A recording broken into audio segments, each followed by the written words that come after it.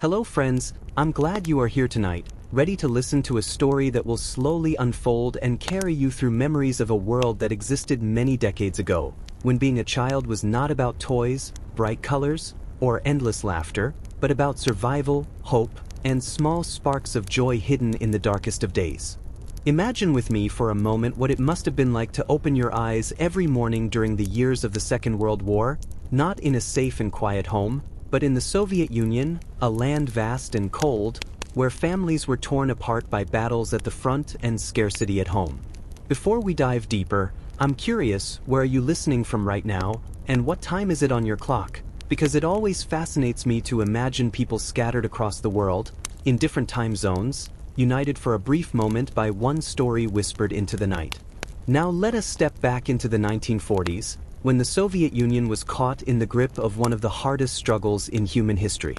To be a child in those years meant waking up in the morning sometimes to silence so thick you could hear your own heartbeat, other times to the distant roar of artillery echoing through the air. Even if the front lines were far away, the war reached you everywhere, through hunger, through fear, and through the constant absence of fathers and older brothers who had marched off to defend the country. A child might open their eyes and look around the small wooden hut or cramped city apartment where several families were packed together, sharing space, food, and stories, because in those times survival was rarely individual, it was collective. What did such a child eat in the morning, you may wonder? Bread, if there was any, often black and coarse, sometimes made from rye mixed with sawdust or ground up weeds to stretch the flour further. A spoon of thin soup, perhaps cabbage water with almost no meat, maybe a potato if luck allowed it. Sugar was a rare treasure, so rare that many children would remember the exact moment they were given a small lump to suck on, treating it like a jewel that melted too quickly. Imagine the delight of a boy or girl holding that sugar in their hand, hiding it in their pocket, taking it out now and then to taste just a tiny bit, because who knew when the next one would appear? But children are children no matter the time or the place, and even in war, their minds searched for play and imagination. They carved toys from wood, made dolls from scraps of cloth, drew pictures on the walls with charcoal, and invented games that required no equipment but laughter and running feet. Some played war in the courtyards, with sticks as rifles and shouts as grenades, imitating the very battles their fathers fought far away, not fully realizing the weight of the reality behind their games. And yet, these moments of play were more than just games, they were survival tools for the soul, because without the sound of children's voices, life would have been unbearable. At school, if the school was still standing and functioning, lessons were often cold and interrupted, sometimes held in basements or improvised shelters. Teachers were strict, not only because of discipline but because education was seen as a weapon just as necessary as guns and tanks. Children learned to read and write, often with numb fingers in unheated rooms, their breath visible in the winter air, while outside, snow piled high and the streets echoed with the sound of sledges pulling firewood or soldiers marching. In many places, schools doubled as hospitals or administrative centers, so lessons were short and chaotic, but they happened nonetheless, a sign that even in destruction, the future was being prepared. And then there was the shadow of fear, the ever-present thought that an air raid could come, that bombs could fall from the sky. Children were taught how to run to shelters, how to cover their heads, how to stay quiet in the darkness underground. For many, the sound of sirens became part of their childhood soundtrack, a sound they never forgot even decades later. Imagine being only 6 or 7 years old, clutching your mother's hand, hearing the rumble above, not knowing if the world would still be there when you came out again. Yet, alongside the fear, there was resilience, the kind of resilience only children can have, a strange mixture of curiosity and acceptance. They watched their mothers sew and patch clothes again and again until fabric became more holes than cloth. They helped carry water from wells, gathered firewood from the edges of forests, and stood in endless lines for bread, learning patience and endurance not through choice but through necessity. Their eyes grew older before their time, yet inside, they still carried the spark of play, of dreams, of hope that tomorrow might bring something better. This is what it meant to be a Soviet child during the war. A constant balance between hunger and play, fear and laughter, sorrow and resilience. And as we continue, you will hear about the winters that froze the bones, the summers that brought brief moments of freedom, the whispered rumors of victories and defeats, the songs they sang to keep their spirits alive, and the strange beauty of small joys discovered in the midst of tragedy. For now, close your eyes and imagine the crackling of a small stove, the thin slice of bread on a wooden table, the sound of children's footsteps echoing in a snowy street, and the weight of a history carried not only by soldiers but by the smallest shoulders of all. When we think about those years, it is easy to imagine only the suffering, the hunger, and the endless waiting for letters from the front. But if you look closer into the memories of children, you begin to see how layered their days truly were, because for every shadow there was a tiny light, for every loss there was a small discovery, and for every tear there was a laugh that somehow found its way out, as if children instinctively knew that even the darkest night cannot last forever. Many mornings began with chores, because every pair of hands mattered, even the smallest ones. So children carried buckets of water that seemed heavier than themselves, they fetched firewood that scratched their arms, and they stood for hours in food lines where the cold crept into their boots until their toes felt like ice. Yet they rarely complained out loud, because complaints changed nothing, and silence was easier to carry than the burden of hopelessness. Rumors traveled fast in those days, even faster than official news, and children learned to listen carefully to the whispers of adults, piecing together stories about the front, about victories that might be exaggerated, about losses that were too painful to admit, and about distant relatives who had vanished without a trace. Sometimes in the evening, neighbors would gather in a small kitchen, a single lamp burning dimly, and children would sit quietly, pretending to be invisible, soaking in every word about soldiers, battles, or the possibility that the war might end soon. It was through these hushed conversations that children gained their understanding of the world, a world far bigger and more dangerous than the walls of their home suggested. Despite the harshness, there were moments of strange beauty. Imagine a snowy courtyard at dusk, the windows glowing faintly with candlelight because electricity was gone more often than not, and a group of children bundled in mismatched clothes, scarves too long and mittens that didn't match, sliding across the ice they had created by pouring buckets of water onto the ground during the day. Laughter echoed between the buildings, mixing with the crunch of boots and the barking of stray dogs, and for a short while the war felt far away. In these improvised games, they forgot hunger and fear, and the joy of gliding across the ice or chasing each other through the snow was a reminder that childhood, though scarred, was not entirely stolen. Food was always on their minds, perhaps more than anything else, and it shaped their imagination in ways we can hardly comprehend today. They dreamed of bread loaves larger than their heads, of butter melting on warm crusts, of candies that filled whole pockets, of fruits so sweet it hurt their teeth. These dreams often slipped into their games, so a pile of stones became imaginary potatoes, a piece of wood transformed into a loaf of bread, and the act of pretending to feast became a comfort in itself. Some lucky ones had grandparents in the countryside, and visits to villages, though dangerous and difficult, brought with them the memory of milk straight from the cow, eggs warm from the nest, and apples pulled from hidden storerooms. To these children, those tastes were treasures worth remembering for a lifetime. Entertainment did not vanish entirely either, it simply changed form. Radios were cherished, even if they crackled more than they played, because music or a voice from far away created a sense of connection to the outside world. Children memorized patriotic songs, sometimes singing them in schools or at home, voices rising in shaky unison, words filled with promises of victory and unity, even when their stomachs were empty.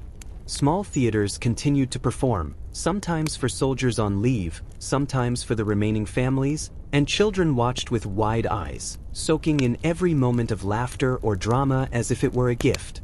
A puppet made from scraps of cloth could hold their attention for hours, not because it was elaborate, but because it represented something magical, a reminder of stories and imagination beyond the war. The seasons shaped their memories strongly. Winters were brutal, with temperatures so low that ink froze in pens and frost crept along the inside walls of houses, forcing children to sleep huddled together under piles of blankets and coats. Summer, though short, brought a different set of experiences, fields filled with tall grass, rivers to swim in, and endless hours of gathering berries or mushrooms, tasks that were half work and half play. Some children were sent to collective farms to help harvest crops, their small hands blistering as they pulled weeds or carried baskets. But there was also the sun on their faces and the sweet taste of a stolen berry, proof that nature still gave gifts even in a time of war. And then there were the letters. Few things stirred the emotions of children more than the sight of a folded piece of paper arriving at the door, carried by a tired postman whose bag grew lighter with every house. Letters from fathers, uncles, or brothers were treasures beyond price, read and reread until the paper grew thin. Children memorized phrases like, "I am alive," "I miss you," and "be strong," clinging to them in the long nights when silence was unbearable. Sometimes they drew pictures to send back, simple drawings of houses, flowers, or smiling faces, sent with the hope that their loved ones would hold on to them during the endless marches and battles far away.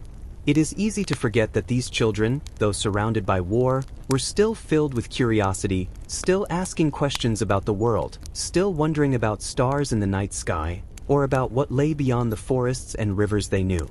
Their imaginations carried them far from the hunger and fear, allowing them to dream about places they had never seen, about peace they had never truly known, and about a tomorrow that seemed both impossible and inevitable. And as you listen to this story, try to imagine those young faces lit by candlelight, eyes wide, voices soft, hands busy with small tasks, hearts carrying a weight that should never have belonged to them, yet still beating with the stubborn rhythm of life. In the quiet of those years, silence became as powerful as sound, because silence could mean the absence of news, it could mean an empty chair at the table, it could mean a whole neighborhood frozen in expectation, waiting for the heavy knock on the door that no one wanted to hear. Yet for children, silence also meant a space to imagine, a space where the creak of floorboards, the drip of a leaking pipe, or the faraway whistle of a train created worlds of possibility, and so many grew up, listening more carefully than they spoke, learning to read expressions on adult faces, learning to notice the way voices dropped when a forbidden subject appeared, and this sharpened awareness made them older than their years without them even realizing it.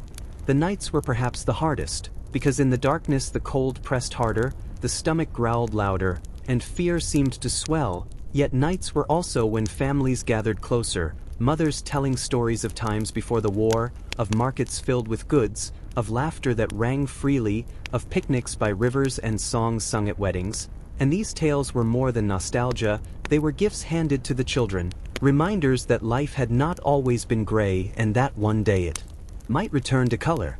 Sometimes grandmothers told folk tales, stories of firebirds and brave warriors, of magical forests and enchanted rings, and in the minds of children these tales blended with the reality of their lives, so that the line between folklore and survival blurred, giving them hope that perhaps their fathers too were like heroes from those legends, fighting dragons far away with the promise of returning victorious. What strikes us today is how resourceful these children became, not because they were taught but because survival demanded it. A broken boot was not thrown away, it was patched and stitched with thread from unraveled coats. A piece of tin became a toy car, a shard of mirror was a treasure that reflected sunlight into 1,000 games, and every scrap of material found a second or third life.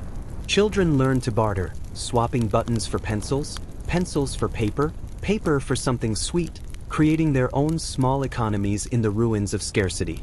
For them, creativity was not a luxury, it was the difference between despair and endurance. And yet, even with all this cleverness, hunger never truly left them. Many remember chewing on leather straps softened in boiling water, nibbling on dried herbs gathered from fields, or gnawing at bread crusts so hard they cut the gums. Lines for food were endless, and sometimes children were sent to stand in place of adults, hours passing with little movement, snow piling on their shoulders or sun burning their necks, their patience tested far beyond what any child should endure. Still, when at last a ration was handed over, they felt a surge of triumph as if they had fought a battle and won, carrying home a loaf of bread like a medal of honor. Friendship in those years held a different weight too. Bonds between children were forged not just through play but through shared survival. A neighbor's child might share half a potato, another might help patch a coat, and together they faced dangers that today seem unimaginable. Bombing raids, for instance, were terrifying, yet children often remembered how tightly they clung to each other in the shelters, whispering jokes or inventing games in the dark, trying to pretend that the earth was not shaking above their heads. Those bonds became lifelong, a reminder that even in destruction, companionship was stronger than fear. Schools, when they operated, became strange mixtures of discipline and chaos. Teachers, themselves exhausted and hungry, demanded focus, insisting that knowledge was the future's weapon, while outside the world was collapsing. Children learned poems by heart, recited multiplication tables, wrote essays about bravery, and though their hands shook from cold, the act of learning gave them structure. Sometimes lessons were interrupted by sirens, sometimes by the news that another teacher had gone to the front and would not return, yet the children persisted, clutching their notebooks like shields against despair. There were also moments of strange encounters with war itself. Trains passed through stations filled with wounded soldiers, and children caught glimpses of bandaged faces, missing limbs, eyes staring blankly into the distance. These images etched themselves into young minds, teaching them the cost of battles even without words. Some children collected shell fragments or bullet casings, turning them into secret treasures, tokens of a world both fascinating and horrifying. For them, war was not abstract, it was tangible, something you could touch, smell, and carry in your pocket. And in the midst of all this, hope was nurtured not only by family but by propaganda, by posters and slogans plastered on walls, by speeches broadcast on crackling radios. Children repeated the words they heard, words about courage, unity, and victory, sometimes believing fully, sometimes only half, but always aware that believing was safer than doubting. Songs, poems, and slogans became part of their language, a rhythm that carried them through bleak days. To us now these may seem hollow, yet for those children they were like spells that warded off despair. Think of a child sitting by a frosted window, tracing shapes with a finger while outside the snow falls, the world gray and silent, the stomach aching with hunger, yet in their head a song echoes from school, a story told by a grandmother flickers like a flame, and a letter from a father rests carefully hidden in a drawer. That mixture of pain and endurance, of sadness and resilience, created a childhood unlike any other, one that was not truly childhood at all, yet shaped lives in ways still remembered today. As the war dragged on, the rhythm of life for Soviet children became shaped more and more by the changing seasons, because each season brought its own trials, its own tasks, and its own small joys that managed to slip through the cracks of hardship, so that winter, spring, summer, and autumn were not just passages of time but markers of survival, each remembered with vivid details that etched themselves into the minds of those who were still so young yet forced to carry so much. Winter was the most merciless, with nights so long and frost so deep that even the walls of houses glittered with ice crystals inside, and children slept huddled together like puppies, wrapped in every blanket or coat they could find, while mothers rose early to light tiny fires in stoves with scraps of wood or coal, sometimes even burning broken furniture just to keep their children's breath from freezing in their throats. In those bitter months food was scarcer than ever, and soup became little more than water with a floating cabbage leaf or a few grains of barley, yet the steaming bowls still brought warmth, and children learned to savor every spoonful, swallowing slowly to trick their empty stomachs into feeling full. Their cheeks grew pale, their bodies thin, but their eyes carried a strange brightness, a stubborn flame that refused to go out, because they had no choice but to continue. Snowdrifts piled high, and children trudged through them to reach schools or ration stations, their boots often too small or full of holes, feet wrapped in cloth or paper to keep the frost from biting through. Fingers stiffened until writing was almost impossible, but they held pencils anyway, scratching out words and numbers, as if the act of learning could push back against the hunger. Spring, when it came, felt like a miracle. Ice broke on the rivers, snow melted into muddy streets, and the first green shoots pushed through the earth, fragile yet stubborn, just like the children themselves. With spring came work in the fields, because even the youngest were needed to plant potatoes, onions, carrots, anything that could grow quickly and feed the hungry mouths of entire families. Children bent over rows of soil, their hands raw and muddy, the sun warming their backs, and though the work was endless, there was a strange happiness in it too, for planting meant hope, and hope was something to cling to when the war gave nothing else. They listened to the frogs croaking in ponds, to the larks singing above fields, and for a moment the sound of nature drowned out the thunder of artillery that still echoed in the distance. Summer brought longer days and slightly fuller tables, for berries ripened in forests, mushrooms sprouted under damp leaves, and rivers offered fish if one was clever enough to catch them. Children roamed through woods in groups, carrying baskets, laughing when they stained their mouths and fingers with strawberries, or when they discovered mushrooms shaped like umbrellas. Yet this joy was often shadowed by danger, because fields were littered with unexploded shells, forests hid soldiers or partisans, and not every child who went out returned. Still, the pull of food was strong, and mothers encouraged their little ones to search for anything edible, for every berry counted, every mushroom dried and saved for winter meant another day of life. The heat of summer also allowed them to play more freely, to splash in rivers, to race barefoot across fields, to carve whistles from willow branches, and in those moments they almost felt like ordinary children again, even though war never left their thoughts. Autumn arrived with its golden leaves and the smell of smoke, but for children it meant harvest, long days of pulling potatoes from the soil, carrying heavy sacks, gathering apples from half-broken trees, or gleaning fields for stray ears of grain. Their small bodies bent under the weight of baskets, their hands blistered, yet they worked side by side with adults, treated not as children but as part of the labor force needed to survive. At night, exhausted, they watched the stars flicker through the smoky air, and though the harvest filled cellars and storerooms with food, everyone knew it would never be enough to last through the coming winter. Still, the sight of jars filled with berries, sacks of potatoes, and baskets of mushrooms gave a momentary sense of security, a fragile comfort in a world still burning with war. Throughout these cycles of seasons, children's minds grew sharper, their resilience deeper. They learned to read the sky, to know when storms were coming, to hear in the distance the rumble of artillery and judge how near it was, to recognize the difference between the drone of an airplane that might pass and one that was about to drop its load of destruction. These instincts became part of their survival, and they carried them into adulthood, never forgetting the lessons etched into their bones. What gave them strength, besides work and necessity, were the smallest pleasures that might seem invisible today. The taste of a single apple eaten slowly under a tree, the laughter of friends playing tag among ruined buildings, the warmth of sitting close to a stove, listening to an old story, the rare gift of a letter from a father, folded and refolded until the creases nearly tore it apart, the sight of soldiers marching through the streets, waving to children, promising that victory was near.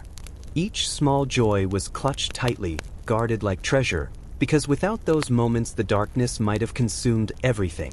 And so the years rolled forward, heavy and merciless, yet within them Soviet children endured, finding ways to grow, to play, to imagine, even as the world around them crumbled.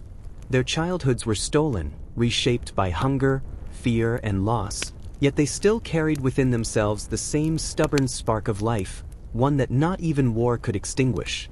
Children in those years quickly discovered that the war was not some distant event unfolding on maps in newspapers, but a constant presence pressing into every corner of their lives. For it lived in the hollow eyes of mothers who counted every potato, it lived in the way teachers paused during lessons when news of another bombing reached the school. It lived in the silent glances exchanged between neighbors when the name of someone missing at the front was spoken, and it lived most of all in the daily rhythm of deprivation and hope that marked each hour. To be young in such a time meant to watch adulthood intrude early, because when fathers and brothers marched away, when entire streets of men vanished toward the front lines, the tasks of survival fell into the hands of women and children, who became not simply witnesses but active participants in the struggle to keep life going. Work, for many children, was not optional but woven into their daily existence. They collected scrap metal, combing fields and ruined buildings for twisted iron and copper wires that could be turned into weapons. They gathered medicinal herbs from forests, filling sacks with leaves and roots that hospitals desperately needed. They hauled buckets of water for fire brigades during raids, running barefoot through icy mud while flames licked at rooftops, their small bodies silhouetted against skies glowing red with destruction. And though they were so young, no one shielded them, because in war every hand, no matter how small, mattered. The war also left its mark in the faces that disappeared from their neighborhoods. Each week seemed to bring new funerals, though not always with bodies to bury, for often it was just a coffin filled with soil, a symbol of someone lost far away.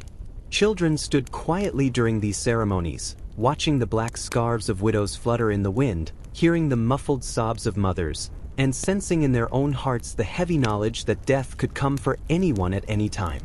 Yet, strangely, these funerals also taught them solidarity, for after each one neighbors gathered closer, shared what little food they had, and spoke softly of endurance, and the children absorbed these lessons of collective survival more deeply than any textbook could teach.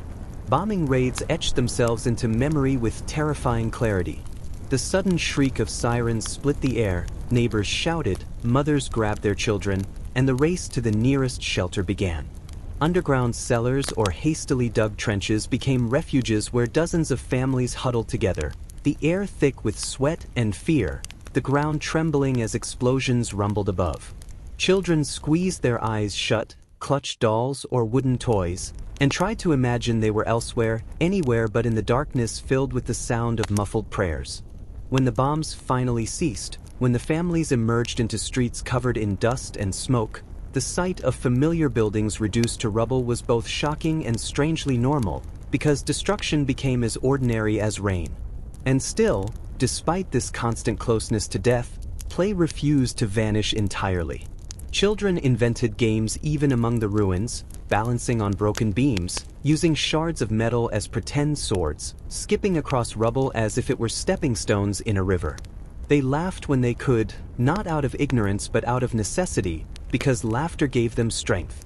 They whispered secrets in dark corners, traded buttons or stamps, and created little worlds where imagination triumphed over hunger. Even in shelters, while the ground shook, some children played games of counting, whispering numbers into the ears of their friends to distract them from fear. These sparks of joy were fragile, but they kept the soul alive. One of the most powerful memories many of these children carried was the sight of returning soldiers on rare leaves. Fathers or brothers came home in uniforms torn and faces hardened, some with bandaged arms or empty sleeves, others limping on crutches, and though they tried to smile, the weight of the front clung to them. For a child, the first glimpse of a returning father meant a rush of joy so strong it erased every hunger pang. And yet that joy was tempered by the awareness that this reunion might be short. Soldiers often stayed only a few days before departing again, leaving behind the smell of tobacco, the roughness of a kiss, and the echo of boots on wooden floors. Those brief visits were remembered for a lifetime, cherished as the brightest moments in years otherwise overshadowed by absence. And always, alongside the fear and hunger, came stories. Stories whispered at night about victories at Stalingrad, about brave pilots who brought down entire squadrons, about partisans striking from the forests, about women and children who outwitted enemy soldiers. These tales spread quickly, carried by word of mouth from one street to another, and children clung to them eagerly, for they transformed suffering into meaning, making them believe that their endurance contributed to something larger. For some, these stories became fuel for imagination, leading them to dream of growing up to be pilots, sailors, or generals, dreams that carried them beyond the narrow boundaries of ration lines and ruined courtyards. Evenings in those years were marked by dim light, sometimes a flickering candle, sometimes a weak lamp fed by a dying generator. Families sat together, mothers mending clothes with weary fingers, children bent over schoolbooks or simply listening, ears tuned to the crackle of radios if one was available. The broadcasts spoke of battles and victories, of sacrifices and unity, and though everyone knew that much of it was exaggerated or incomplete, the rhythm of words filled the silence, and for the children it became part of the soundtrack of their lives.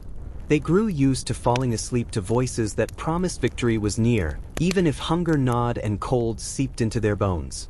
Looking back, what is most striking is not only the hardship but the resilience that bloomed in impossible soil. These children endured things no child should endure, yet they carried with them sparks of humanity that war could not extinguish. A shared potato, a scrap of cloth turned into a doll, A smile passed between friends in the middle of rubble. A letter read by candlelight. These small fragments, so ordinary yet so precious, became the foundation on which their memories rested, the proof that even in war life persisted, fragile yet unbroken. The winters in the Soviet Union during the war years were harsh and unrelenting, and for children they often meant long days spent indoors, bundled in patched clothing, listening to the howling wind rattle the wooden frames of their homes. Wood for heating was scarce, and many families relied on small stoves that never quite managed to warm the entire room, so children would huddle together under shared blankets, their breath forming clouds in the cold air. The absence of warmth was not just physical but emotional too, because many fathers and older brothers were away at the front, leaving households quieter, yet filled with a constant sense of worry that news might arrive at any moment. Mothers carried most of the burden, working long hours in factories, hospitals, or on collective farms, and children quickly learned to take on responsibilities far beyond their years. Food was always a central concern, and meals were more often about survival than taste. A crust of black bread, a thin soup made from potato peelings, or porridge stretched with water could be the entirety of a day's nourishment. Children learned tricks to fool their hunger, like chewing on twigs or sipping hot water slowly to feel fuller. Despite the scarcity, there was a culture of sharing, and neighbors often came together, pooling whatever little they had to make sure no one was left completely hungry.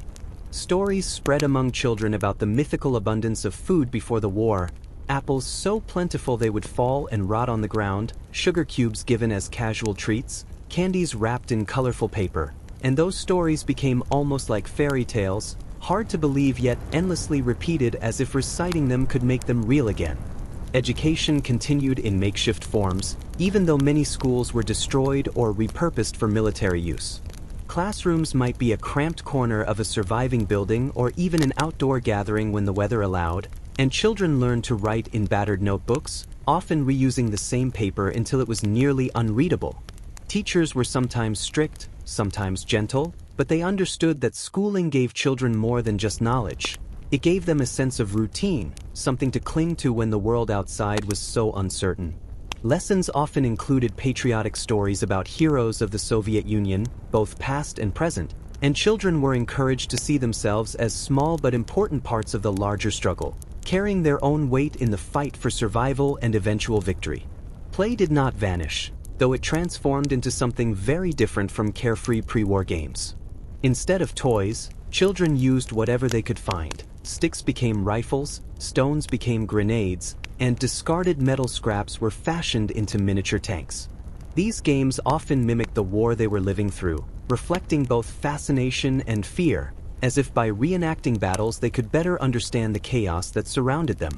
At the same time, play offered brief escapes, moments of laughter and imagination that reminded them they were still children despite the hardships. Some invented elaborate fantasies where the war ended suddenly, and everyone was reunited with their families, and food returned in abundance, and schools reopened with bright classrooms. The nights were the hardest, when silence would settle heavily after long days filled with work, cold, and hunger. Children lay awake listening to the distant rumble of artillery or the drone of planes, never knowing if bombs might fall nearby. Candles or small oil lamps lit the rooms, and their flickering light cast shadows that sometimes seemed almost alive. In these quiet hours, many children thought about their absent fathers, brothers, or sisters, wondering if they were still alive somewhere far away. Letters, when they came, were treasured, read and reread until the paper wore thin, carrying not just words but a fragile lifeline of hope. In those long nights, stories became one of the few comforts. Grandmothers and mothers told folk tales about clever peasants, brave warriors, or magical animals, mixing ancient legends with whispered reassurances that one day peace would return. Children clung to these stories, believing that just as heroes in tales always found their way through trials, so too would their own families endure the war. It was in these quiet moments of storytelling and shared dreams that the resilience of Soviet children was most visible, their imaginations and hopes carrying them forward even as the world outside seemed to collapse. Children were rarely idle, because every small effort counted toward survival, and even the youngest found themselves taking on duties that might once have belonged to adults. Fetching water from wells or rivers became a daily ritual, often in heavy buckets that strained their thin arms, and in winter this task could be dangerous, with icy paths and freezing winds cutting at their faces. Firewood was another responsibility, and children scavenged for sticks, roots, or even bits of furniture to feed the stoves. These tasks were not optional but essential, and completing them meant warmth, meals, and sometimes even the difference between life and death for their families. Yet, despite the burden, many children performed them with quiet determination, proud that they were contributing to their household in ways that mattered. Factories, collective farms, and hospitals sometimes called upon teenagers to help, and they worked alongside adults, learning quickly how to sew uniforms, tend wounded soldiers, or harvest crops. In some cases, children as young as 12 operated machinery or carried supplies, their small bodies moving among towering machines or endless fields. There was no question of childhood being preserved. Necessity demanded that they step into roles of laborers and caretakers. While exhausting, these experiences also gave them a sense of belonging to something larger, a conviction that they were part of the war effort, fighting not with weapons but with their hands, endurance, and willpower. Community bonds deepened during these years, as families leaned on each other for survival. Neighbors who had once exchanged polite greetings now became as close as kin, sharing tools, food, and even childcare. When a mother was called to work long shifts, it was often another woman in the neighborhood who watched over the children, keeping them fed and safe. There were times when entire groups of children gathered in a single house, pooling meager meals into one pot of soup, their laughter mingling with the sounds of spoons clinking against metal bowls. These gatherings, though humble, brought moments of comfort and reminded everyone that survival was not an individual struggle but a collective one. The absence of fathers and brothers left a hole in the fabric of daily life, yet it also created new dynamics within households. Older siblings often became parental figures overnight, guiding and protecting the younger ones, and many children grew up with a deep sense of loyalty and responsibility toward their families. Stories of heroism from the front inspired them, but equally important were the small, unsung acts of bravery at home. A girl who carried water under bombardment so her family could cook, or a boy who repaired a broken stove with scrap metal to keep the house warm. These everyday efforts, though less celebrated, were no less vital in the struggle to endure the long years of war. There were moments when the war seemed to intrude directly into the children's world, shattering the fragile routines they had built. Evacuations uprooted thousands, sending children far from their homes to unfamiliar towns, villages, or even orphanages deep in the countryside. The journeys were long and uncertain, sometimes lasting days in crowded trains or wagons, and children clutched whatever small possessions they had managed to bring, perhaps a doll, a book, or a scarf from home. Separation from parents was common, and the fear of the unknown mixed with the strange excitement of new places. Life in evacuation was not easy, with overcrowded housing and constant shortages, but it provided a measure of safety away from the front lines. Amid all of this, the resilience of children became a quiet but powerful force. They learned not to dwell on hunger, cold, or fear, but to push forward with whatever strength they had. Many carried within themselves an unspoken determination, a belief instilled by teachers, parents, and the state that their endurance mattered, that by surviving they were helping their country resist and ultimately overcome. It was this resilience, born of hardship and necessity, that defined the experience of being a Soviet child during the war years. Imagination became one of the strongest shields children carried against the weight of the war, a way to step out of hunger and cold, if only for a few fleeting moments. A stick could turn into a sword, a stone into treasure, and the ruined shell of a building into a secret fortress where adventures unfolded in their minds. Groups of children created elaborate games that wove together fragments of folktales, patriotic stories they heard in school, and their own hopes for a brighter future. They would assign themselves roles, one child a soldier, another a nurse, someone else a brave pilot, and through play they could pretend, for just a while, that they had power and control in a world where so much was beyond them. Songs were another escape. Even when voices were thin with hunger, children gathered to sing folk tunes, lullabies remembered from before the war, or patriotic anthems taught in schools. The melodies carried them away from the dampness of shelters or the emptiness of dinner tables. A simple lullaby hummed by an older sister could soothe younger siblings, making the darkness feel a little less threatening. In collective farms or evacuation centers, songs sometimes rose in the evenings, filling the air with a mix of sorrow and hope. Singing connected them not only to each other but to generations before them, reminding them that hardships had been endured before and overcome. There were also rituals, small and personal, that gave structure to days that otherwise blurred together. Some children collected scraps of paper, carefully cutting and folding them into makeshift diaries where they recorded everything: what they ate, the weather, the sound of planes overhead. Others created lucky charms out of buttons, bits of ribbon, or pebbles, believing these small tokens would protect them and their families.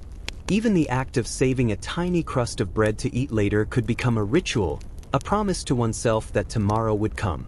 These little habits, repeated daily, provided a rhythm to life that anchored them against the chaos of war. At times, children invented their own myths and superstitions. They whispered about guardian spirits watching over their villages, or about birds carrying messages from fathers at the front, or about stars being lanterns held by loved ones far away. These beliefs, though born from imagination, carried deep emotional weight. They made the world feel less random, giving children reasons to believe that survival and reunion were not only possible but destined. The line between fantasy and reality blurred, yet in that blur lay the strength to endure. When moments of celebration appeared, no matter how small, they became unforgettable. A birthday might be marked not with cake but with a boiled potato shared among friends, yet the joy was genuine. On New Year's Eve, children sometimes decorated twigs or branches with scraps of fabric and paper, pretending they were festive trees, and they exchanged tiny gifts like a handmade drawing or a piece of candy saved for weeks. These small celebrations reminded them that joy could exist even in the darkest times, and they clung to those moments fiercely, carrying them in their memories long after the war. Interestingly, the war also changed how children viewed time itself. Many recalled waiting for news from the front, waiting for food to arrive, waiting for the war to finally end. Childhood, which in other times might have stretched lazily with games and discoveries, was compressed into a series of waits, each one filled with longing and uncertainty. This sense of suspended time, however, also sharpened their appreciation of the smallest pleasures. A sunny day after weeks of gray skies, the unexpected sweetness of a beat, or the warmth of a neighbor's smile. These details, tiny as they were, took on a significance that children carried with them for the rest of their lives. Stories from the front arrived in fragments, like pieces of a puzzle scattered across the lives of children. A neighbor might whisper that her husband had written about fierce battles near a city whose name the children barely knew, while a teacher might repeat a radio broadcast filled with statistics and slogans. And somewhere in the evening a mother would read aloud a letter written in hurried pencil lines, the words sometimes smudged from travel or tears. These letters were treasures, folded and unfolded until the creases nearly tore the paper, and children often memorized entire sentences, reciting them quietly at night as if they were charms against fear. Some letters carried good news: "I am alive, do not worry," while others stopped coming altogether, leaving behind a silence that grew heavier with each passing day. Rumors were just as powerful as facts. Children traded them the way they might once have traded toys. Stories that a great victory had been won, or that supplies were finally on their way, or that the enemy was retreating. Sometimes the rumors were hopeful, sometimes terrifying, and though adults tried to shield children from the worst of them, little ears caught everything. The uncertainty kept imaginations busy, and many children created their own mental maps of the war, picturing their fathers and brothers in distant forests, fields, or trenches. In their minds, they marched alongside them, certain that one day they would come home crowned with triumph. The radio, when it worked, became a voice of authority and connection to the wider world. Families gathered around it, children squeezing close to catch every word, even if the static often drowned the voices. Speeches spoke of courage, unity, and sacrifice, and though much of it was beyond their full understanding, children absorbed the tone of determination and pride. Patriotic songs played on the radio became etched in their memories, And even decades later, many could still hum the melodies that once gave them strength on the coldest nights. For the children, the radio was not just sound. It was proof that their struggle was part of something larger, that they were not forgotten in their remote villages or crowded evacuation shelters. School lessons also became channels for the stories of the front. Teachers read aloud tales of young heroes who had performed extraordinary feats, like guarding bridges, carrying messages through dangerous territory, or standing bravely against enemy soldiers. These stories blurred the line between myth and reality, and for many children they served as examples of what was expected from them: courage, loyalty, and readiness to sacrifice. Some children even dreamed of joining partisan groups, sneaking into forests to fight, though in most cases their war was one of endurance rather than combat. Still, the desire to be seen as brave lingered, shaping the way they played, the way they spoke, and the way they imagined their futures. The knowledge of loss also seeped into their young minds, even if adults tried to soften the truth. When a black-bordered notice arrived at a household, announcing that a soldier had fallen, the entire neighborhood often knew within hours. Children, though they did not always understand the full weight of death, felt the shift, the hushed voices, the tear-stained faces, the sudden absence of laughter from a home. Some asked quiet questions, others remained silent, but all absorbed the reality that survival was fragile. It was impossible to live through those years without understanding, in some form, what it meant for life to be cut short. Yet even with the heaviness of war stories, children sought ways to weave hope into the narrative. They believed in reunions, in the return of absent fathers, in the idea that the war would end with celebrations and parades where families would once again walk together through their towns. This hope was not naive, it was necessary. It gave them the strength to carry water, to stand in bread lines, to sit in freezing classrooms and scratch letters on worn paper. In their minds, the stories of the front were not just about fighting. They were about waiting for the moment when the war would finally give them back their missing pieces. For many Soviet children, the war was not a distant echo but a presence that stepped directly into their towns, villages, and even their very homes. Air raid sirens were among the most frightening sounds they came to know, a wail that cut through sleep or play and sent families rushing toward shelters or cellars. The scramble was always chaotic, mothers grabbing children by the arms, neighbors shouting warnings, the clatter of hurried footsteps on wooden floors. In some cases, there were no proper shelters, only dugouts hastily carved into the ground, damp and dark, where children huddled in silence as the earth shook above them. The thuds of bombs and the crack of collapsing buildings etched themselves into young minds, leaving impressions that would never fully fade. Some children witnessed their familiar streets transformed in a single night.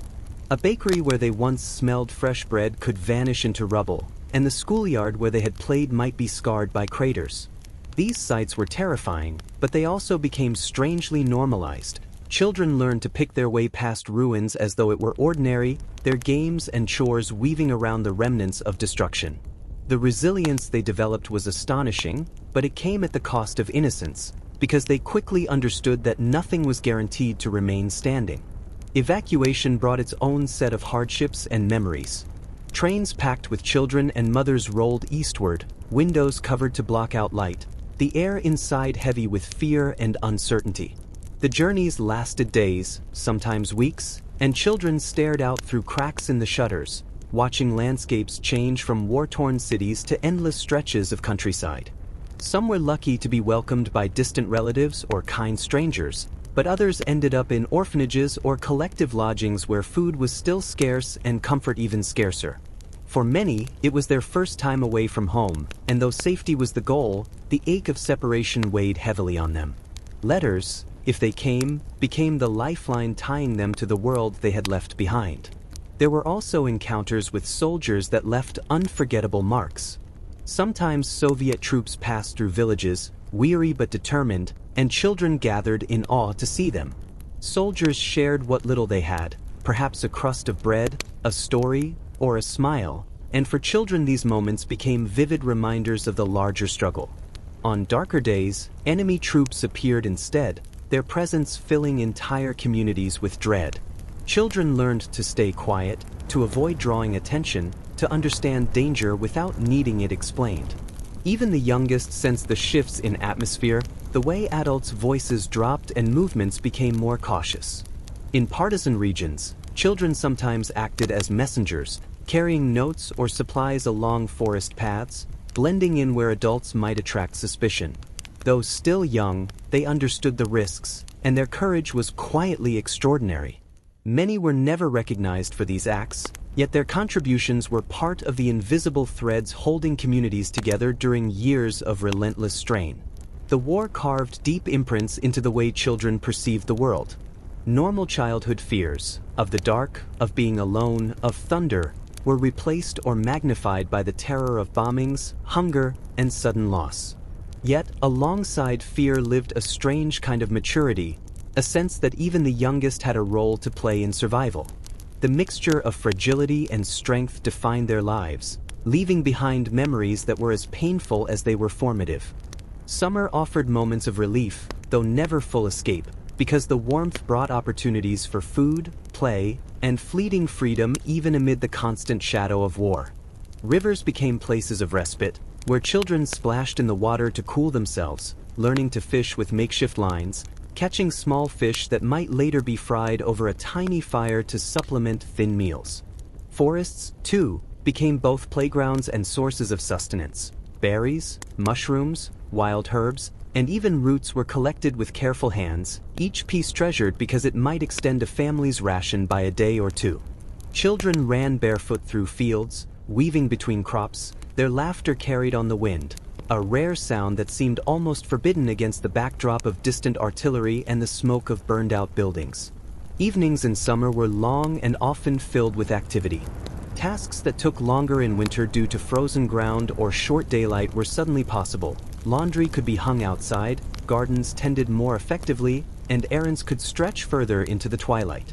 Yet with extended daylight came extended exposure to danger, because air raids and patrols did not adhere to human schedules. Children learned to remain alert even in playful moments, a skill that became instinctive over time. They were taught to recognize distant sounds, the low hum of an approaching aircraft, the subtle vibration of artillery firing, and even the irregular steps of strangers passing by, all cues that shaped their lives as much as any adult guidance. Autumn, arriving with a chill in the air and the scent of damp earth, carried both work and worry. Harvesting was relentless. Potatoes pulled from mud, carrots dug carefully, apples gathered from battered trees, grains collected from fields left by retreating soldiers or abandoned neighbors. These labors were exhausting but necessary, for the food stored now would carry them through winter's worst months. Children worked alongside adults, shoulders aching, hands raw, but they learned the rhythm of the seasons intimately, understanding that survival was measured in what could be gathered, preserved, and shared. Leaves turned golden and fell in piles across streets and courtyards, signaling both beauty and the approach of colder, harder days. Winter, of course, returned with a harshness unmatched by any other season. Frost seeped through walls, snow buried streets and paths, and the wind whipped mercilessly across exposed fields. Children trudged through deep snow to reach schools, ration stations, or neighbors' homes, often with feet wrapped in cloth to keep out the biting cold. Ice formed on riverbanks, and streams of breath turned to clouds in the freezing air. Small stoves were lit wherever possible, yet warmth was never guaranteed, and families learned to conserve every scrap of wood, coal, or paper to stave off freezing nights. Hunger was most acute in winter, because cold increased the body's need for calories, yet supplies were usually at their lowest after months of scarcity. Children learned to endure, sometimes nibbling on roots or dried berries, sometimes simply swallowing water slowly to trick their bodies into feeling full. Yet through all the seasons, moments of joy persisted, as small and fragile as they were. A sunny day in the middle of a harsh winter could lift spirits. The first bloom of spring signaled hope. A small fish caught from a river or a mushroom found in the forest was celebrated almost ceremonially. Children created games that transformed the landscape of war and destruction into imagined worlds. A snowdrift could be a fortress, a fallen tree a bridge to another country, a burned-out building a castle to defend. Laughter, though rare, was a vital survival tool, and bonds formed in shared toil, hunger, and fear became some of the strongest relationships of their lives. Illness and injury were constant companions for children during the war, and their presence shaped every day in ways both obvious and subtle. The scarcity of food, the harshness of winters, the exposure to rain, snow, and mud, combined with the stress of fear and labor, weakened their bodies and made them vulnerable to colds, fevers, and more serious diseases. Hospitals were overwhelmed, medicine was in short supply, and many treatments were improvised. A cough could linger for weeks, a minor wound might fester without proper care, and influenza or dysentery could sweep through villages with terrifying speed. Children quickly learned to recognize symptoms in themselves and in others, and even the youngest practiced basic first aid, cleaning cuts with boiled water, applying bandages, or rubbing warm compresses to relieve fever. Despite these dangers, resilience often emerged in surprising ways. Families improvised remedies from what little they had: herbs gathered from the forest, honey for a sore throat, a broth made from turnips and potatoes to strengthen the body. Mothers and older siblings became expert caretakers, learning to nurse the sick while managing work, food, and household tasks. Children themselves assumed responsibility, fetching water, chopping wood for the stove, or watching over younger siblings so that ill family members could rest. This early sense of responsibility instilled in them a kind of maturity that was both necessary and permanent, shaping the way they approached life long after the war ended. Disease was not the only threat. Injuries were a daily hazard, whether from playing amid rubble, working in fields, or navigating icy streets. Broken bones, cuts, and bruises were common, and children learned to endure pain quietly. They observed adults treating wounds with whatever was at hand: strips of cloth, boiled water, a little iodine if it was available, and soon internalized these practices themselves. Even small accidents could be dangerous. Untreated infections might prove fatal in a world where doctors were few, supplies limited, and evacuation sometimes impossible. Yet children adapted, developing resilience and resourcefulness that would carry them through countless trials. The fear of epidemics lingered constantly. Typhus, influenza, and dysentery were recurring threats, exacerbated by overcrowded shelters and poor nutrition. Children learned the importance of basic hygiene where possible: washing hands in cold water, separating sick family members, and avoiding contaminated food or water. Knowledge about disease was transmitted informally through neighbors, older siblings, or elders, and children internalized these lessons as a form of survival. Even small acts, like boiling water before drinking or covering a pot of porridge, were imbued with life or death significance. Through all of these challenges, children developed a profound understanding of risk and self-reliance. They learned to balance play with caution, to venture into fields or forests while avoiding danger, to seek food while conserving energy, and to observe symptoms in themselves and others with careful attention. Responsibility became second nature, and the small tasks of daily survival, preparing a meal, tending to a sick sibling, or hauling firewood in freezing weather, took on the weight of importance that, in peacetime, might have been reserved for adults. Yet even amidst illness and injury, there were moments of tenderness and care that brightened the harshest days. Siblings held each other through feverish nights, neighbors shared herbal remedies, and the rare arrival of a nurse or doctor brought relief that felt almost miraculous. These acts of compassion reinforced bonds between children and adults, and between children themselves, creating networks of support that became essential lifelines. Humor and small victories, catching a fish, completing a chore, finding a berry, offered glimpses of normalcy, reminders that life could still contain beauty and hope even in the darkest circumstances. Even in the midst of relentless hardship, children found ways to mark the passage of time with small celebrations, transforming ordinary days into moments of comfort and hope. Holidays, though stripped of extravagance, became opportunities for joy, ingenuity, and togetherness. New Year's Eve, for instance, was often celebrated with a twig or a small branch decorated with scraps of paper, bits of ribbon, or hand-drawn ornaments. Families and neighbors would gather around the makeshift tree, sharing what little food was available: a boiled potato, a slice of bread, or the rare sweet, and children would sing simple songs, their voices trembling with both cold and excitement. These moments, brief as they were, provided a psychological reprieve from the constant tension, a way for children to assert that life could still hold celebration even in times of scarcity.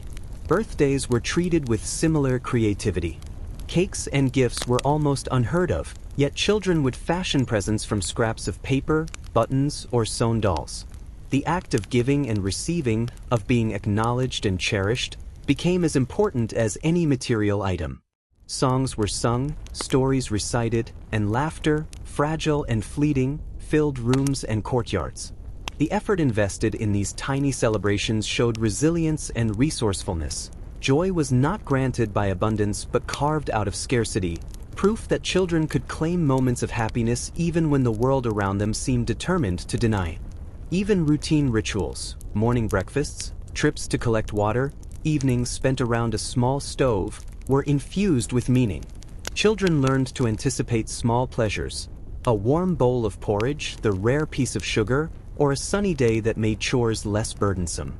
They celebrated the changing seasons, finding excitement in the first spring blooms, the ripening of berries, the first snowfall of winter, or the long evenings of summer that allowed them to play outside despite the ongoing hardships. Each of these moments became a psychological anchor, a proof that the world still contained patterns, predictability, and beauty. Community celebrations, when they occurred, were vital for morale. Even in evacuation centers or partially destroyed villages, people found ways to mark Soviet holidays such as Victory Day, International Workers' Day, or historical anniversaries. Children participated eagerly, performing songs, reciting poems, and creating drawings. Though the resources were meager, the act of communal acknowledgement reminded them that they were part of something larger, a society that persisted despite destruction and loss.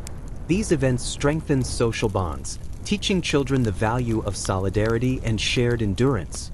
Games, too, became an extension of these celebrations. Children transformed ordinary tasks into playful competitions. Who could carry the heaviest bucket of water? Who could find the most mushrooms? Who could navigate the snowdrifts fastest? Imagination turned ruined streets into battlegrounds for mock adventures, forests into enchanted worlds, and rubble into castles.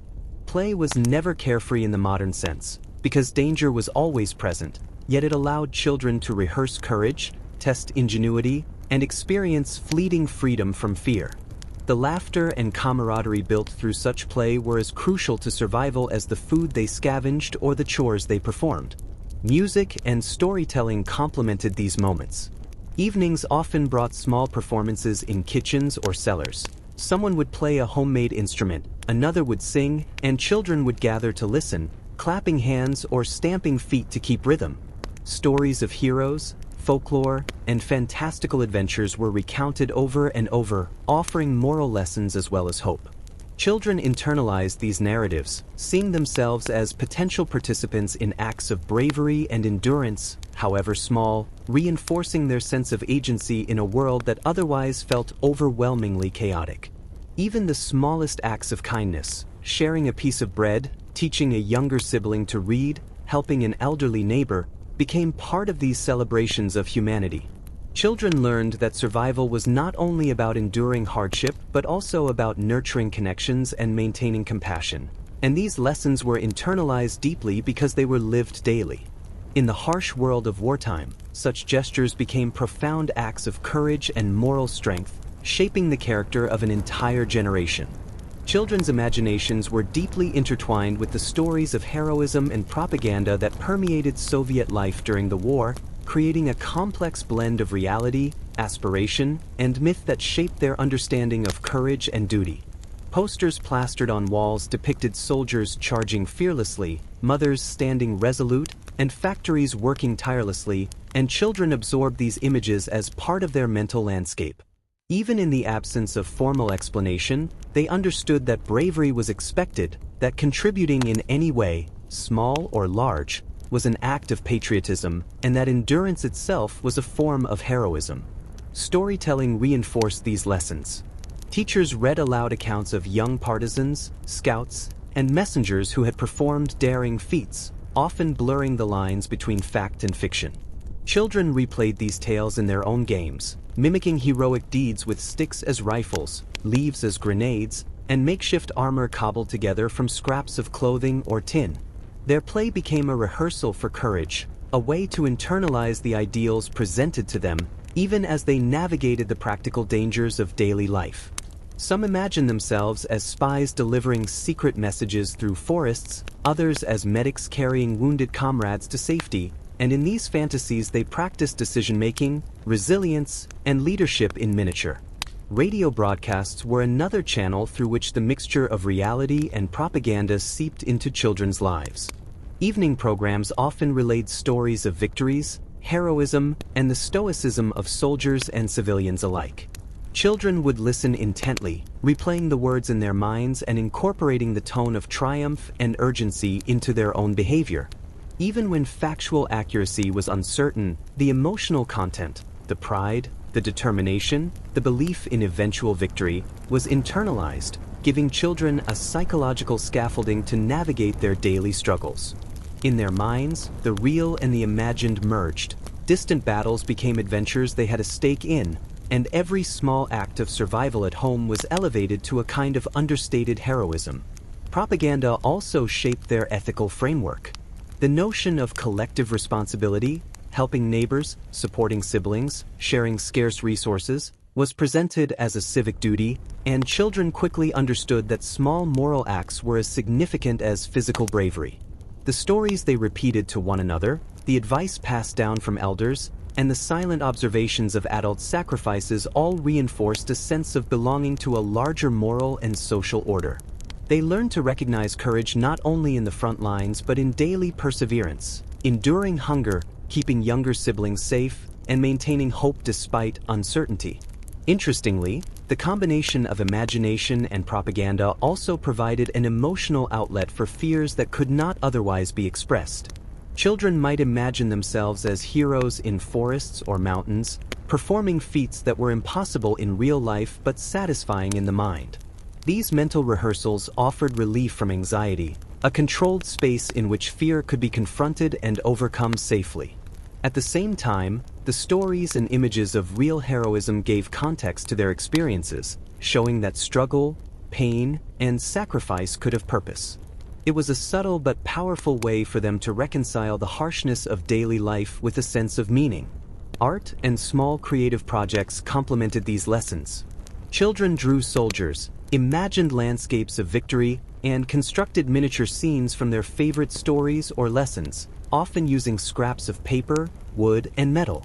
These creations were more than entertainment. They were symbolic acts of understanding, a way to process trauma, and a mechanism for self-expression in a world that offered few other outlets. Even when the work was simple, it allowed children to assert agency, to see themselves as participants in a world that otherwise seemed dominated by forces far beyond their control. Through all of this, a profound psychological framework developed. Children came to understand courage as layered. It included endurance, moral responsibility, creativity, and even the ability to maintain hope amid despair. Their daily lives were a constant negotiation between fear and action, imagination and reality, danger and small victories, and in navigating these layers they developed a resilience that was at once practical and deeply emotional. Friendships and peer networks became lifelines for children, offering both practical support and emotional stability in a world dominated by uncertainty, hunger, and danger. In crowded shelters, evacuation centers, or even among ruined streets and fields, children naturally gravitated toward one another, forming bonds that were often deeper and more immediate than those with adults. They shared food when it was scarce, helped each other with chores, and took turns keeping watch during air raids, learning that survival was not just an individual effort but a collective one. These relationships became frameworks for cooperation, teaching children to negotiate, empathize, and plan together in ways that extended far beyond ordinary play.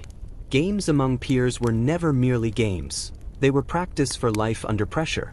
Children mimicked the war, constructing elaborate scenarios that reflected the world around them, scouting missions through forests, guarding imaginary outposts in rubble-strewn streets, or acting as medics tending to invisible casualties. These simulations were infused with rules and strategies, teaching them foresight, teamwork, and the ability to respond quickly to danger. Even arguments and conflicts within these playgroups were lessons in negotiation, leadership, and compromise, honing social skills that might otherwise have developed more slowly. Peer networks also served as emotional support systems. Many children carried the anxiety of missing family members, the weight of food scarcity, and the trauma of air raids or sudden evacuations.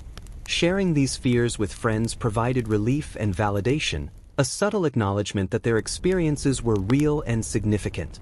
Children comforted one another, exchanged whispered stories of hope or dreams of reunions, and sometimes made small vows of solidarity, promises to survive together or to protect one another from harm.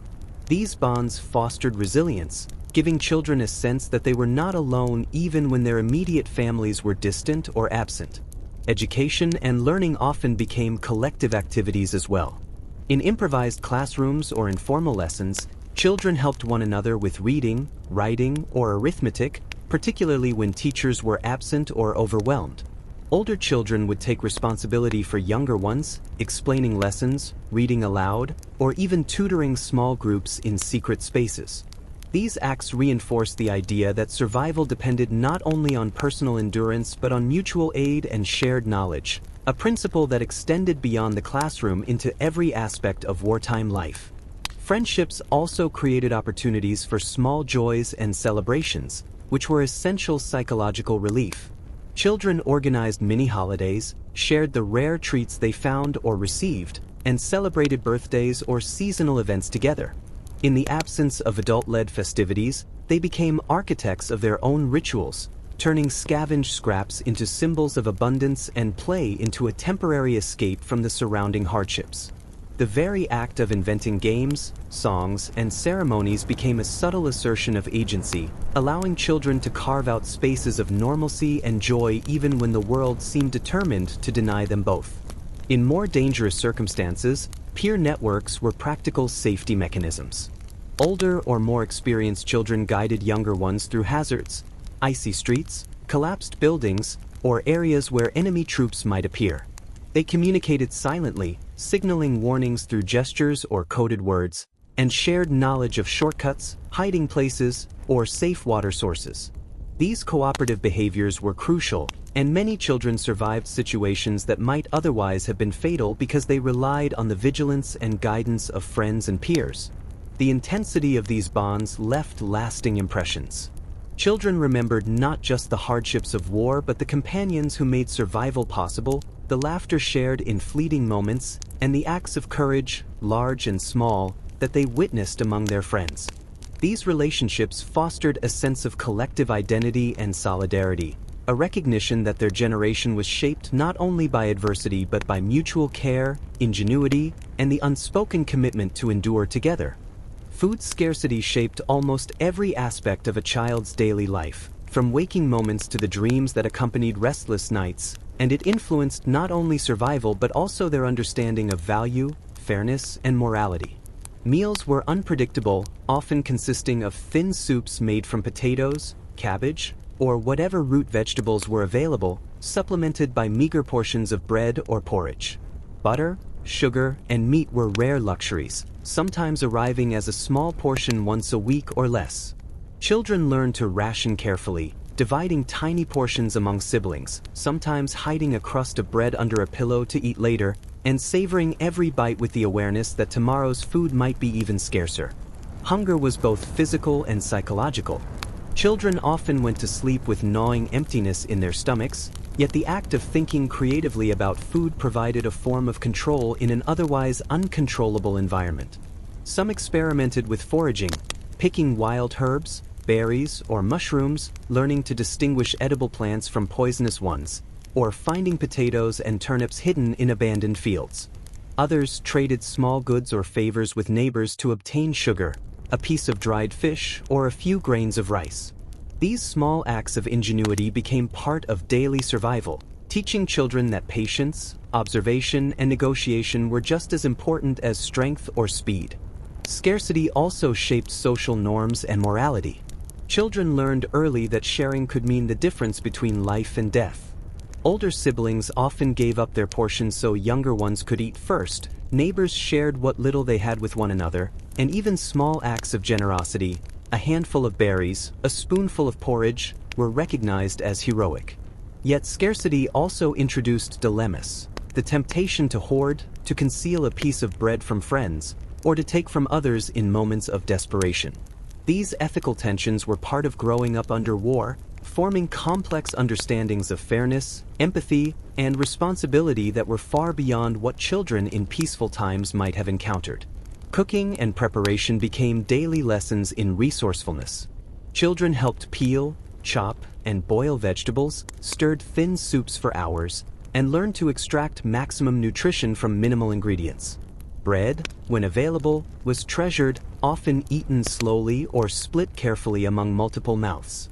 Some children took on the role of apprentices in kitchens or communal dining areas, learning to weigh portions, measure water, and stretch meager supplies to feed the most people possible. These skills were not simply practical. They were imbued with emotional weight, a daily exercise in patience, endurance, and mindfulness. Seasonal availability of food added another layer of complexity. Summer allowed access to fresh fruits, berries, and garden vegetables, while autumn demanded the careful storage of potatoes, carrots, and cabbages for the approaching winter. Winter brought the harshest deprivation, with frost-damaged crops, frozen rivers that limited fishing, and roads blocked by snow making supply deliveries uncertain. Children adapted to these cycles with keen awareness, learning to predict shortages, prepare for scarcity, and celebrate any small windfall with gratitude. Even the act of eating became a communal ritual, reinforcing social bonds. Families and neighbors would gather around a single pot of soup, taking turns ladling and savoring each spoonful, often accompanied by whispered stories or quiet laughter. Food was not just sustenance but a social glue, a way of expressing care, solidarity, and continuity despite the surrounding chaos. The lessons learned in these moments, about value, patience, and cooperation, shaped not only the children's immediate survival but their understanding of community, responsibility, and the human capacity to endure and care for others.